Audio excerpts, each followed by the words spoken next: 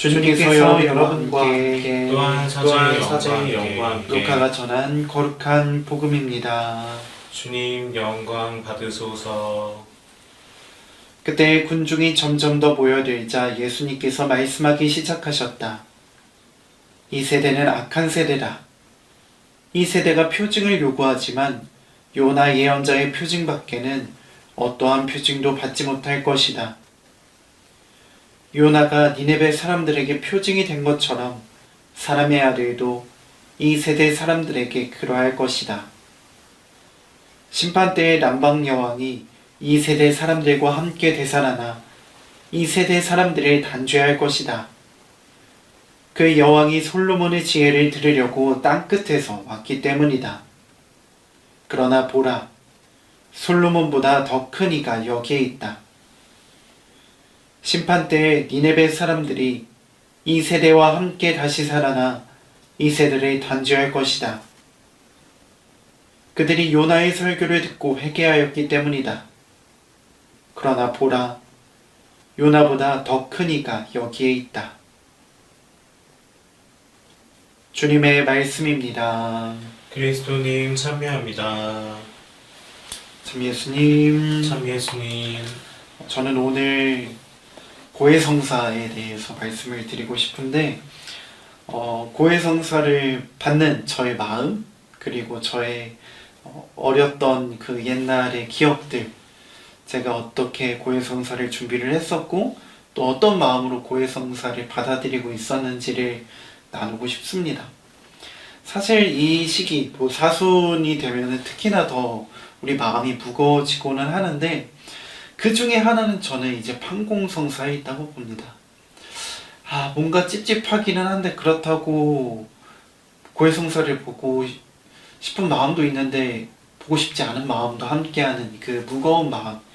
그래서 구역판공이나 이제 다른 많은 시기별로 아니면은 지역별로 하는 판공에 가긴 가야겠고 또 안 가면 눈치도 보이고, 그래서 성사를 보러 가지만 그때마다 불편한 마음들을 아마 지우실 수 없으리라 생각을 합니다. 물론 정말 그 하느님의 자비를 마음으로 그리고 정말 체험으로 믿으시기 때문에 기꺼이 오시는 분들도 많지만, 제 경험상 생각보다는 그렇게 하는 게 어렵더라고요. 특히나 봉사자분들 같은 경우에는 신부님하고 오래 있었으니까, 분당 신부님하고 오래 있고 또 오래 대화하다 보니까 신부님이 난 줄 알 거 아니에요. 그래서 더 걱정하시는 분들도 있고, 또 봉사자분들 같은 경우에는 신부님에 관련된 죄가 있을 수도 있습니다.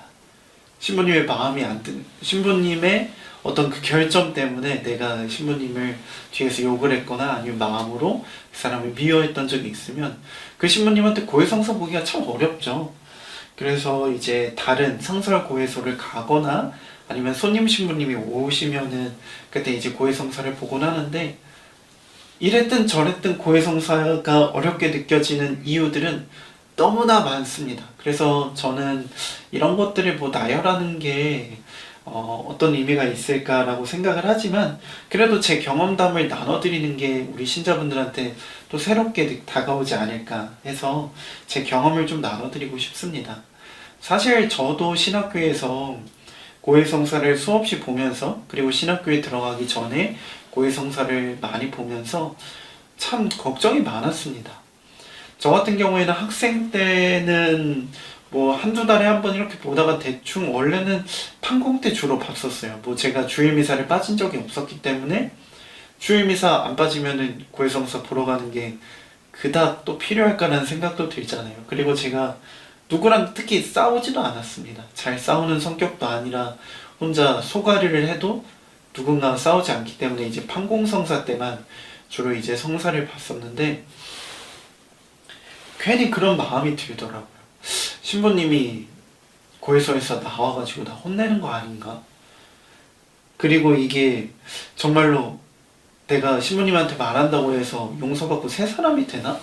왜 나는 똑같은 죄를 계속해서 저지르고 똑같은 죄를 또 하나님께 고백하는 거지?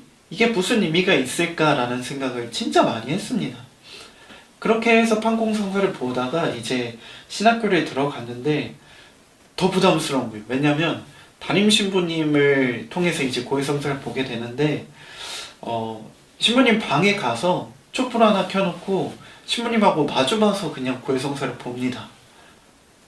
그게 저는 너무 당황스러운 일이었어요.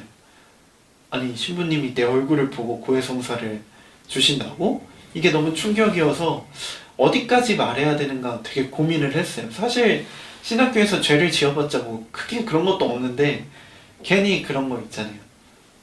신부님이 이 사람과 저 사람 나의 관계를 또 알고 괜히 나를 대할 때 불편해하시진 않을까부터 해가지고 많은 걱정을 했습니다. 그래서 제가 신학교에서 첫 해를 지낼 때 몇 개를 감추고 얘기를 했어요. 몇 개를 감추고 이밖에 알아내지 못한 죄 또 모두 용서해 주십시오라고 해서 사제경을 받고 보석을 받고 나가는데 마음이 너무 아픈 거예요. 하나님은 나를 고쳐주고 싶고 정말로 치유해주고 싶은데 내가 그거를 감춰버리면 하나님이 그거를 고쳐주실 수 있을까? 치유해주실 수 있을까? 물론 하실 수 있는 분이지만 내가 감춘다면 그분이 원하실까라는 생각이 들더라고요. 만약에 제가 넘어져서 정말 크게 다쳤어요. 손도 다치고 팔꿈치도 다치고 어깨도 다쳤어요. 근데 이렇게 너무 많이 다치면 뭔가 부끄러워서 손만 치유해달라고 갔어요. 의사한테. 그러면 의사는 손만 고쳐줄 거 아니에요. 이 사람 이렇게 다쳤으면 어깨도 다쳤을 것 같은데 라는 생각하지만 본인이 아니라면은 분명 의사는 여기만 이렇게 해줬을 거라는 생각을 해요. 그런 것처럼 그런 생각이 들더라고요. 아, 내가 하느님께 가서 하느님이 나를 용서해 주시고 치유해 주시는 분인데 이것만 드러내서 하면은 내가 더 좋은 사람이 될 수 있을까? 이밖에 알아내지 못한 죄에 다 묻어버리면 과연 나는 새롭고 또 정말로 좋은 사람으로 거듭날 수 있을까?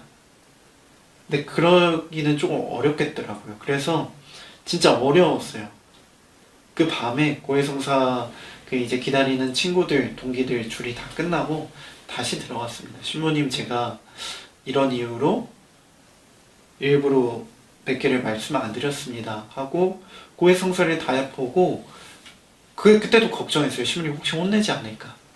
근데 너무나 따뜻하게 제 마음을 보듬어 주시고 품어 주시더라고요. 그때 저는 고해성사에 대해서 제가 했던 체험 중에 가장 큰 체험이지 않을까 싶었어요. 애써 감추는 것보다 어떻게든 드러내는 게 나의 영적인 유익을 위해서, 나의 행복을 위해서 꼭 필요하구나. 그래서 그때부터 힘들기는 하지만 억지로라도 다 털어놓는 그런 시간들을 계속 갖게 되었던 것 같아요.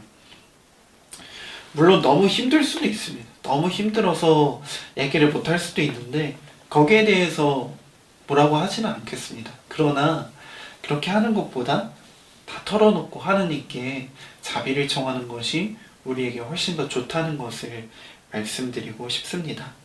제가 예비자교리 때도 말씀드렸지만 죄라는 것은 우리가 어떤 말과 생각과 행위를 통해서 하느님과 멀어진 상태를 의미를 합니다. 그런데 우리가 의도적으로 나의 죄를 감추고 그분과 조금 멀어진다고 하면은 고해성사를 통해서도 그 간극이, 그 거리가 좁혀지지 않는다는 것을 저는 그때 체험을 했었습니다. 우리 모두 하느님과 더 가까워지고 하느님과 더 친해지고 하느님을 더 사랑하고 싶다면 나의 치부를 드러내는 연습도 필요하다는 것을 오늘 말씀드리고 싶었습니다. 화답송 그리고 복음한호송에 잘 나옵니다. 부서지고 뉘우치는 마음을 하느님 당신은 업신여기지 않으십니다. 나는 너그럽고 자비로우니 이제 마음을 다하여 나에게 돌아오너라. 마음을 다해서 주님께 돌아갈 때 정말로 자유롭고 평화로울 수 있다는 사실을 기억하면서 이 은총의 사순시기 주님과 더 가까워지고 더 깨끗해진 사람으로 살아가도록 노력해 봅시다. 분명 주님께서는 너무나 기뻐하시며 우리를 안아주시고 우리에게 더 없는 은총을 내려주실 것입니다.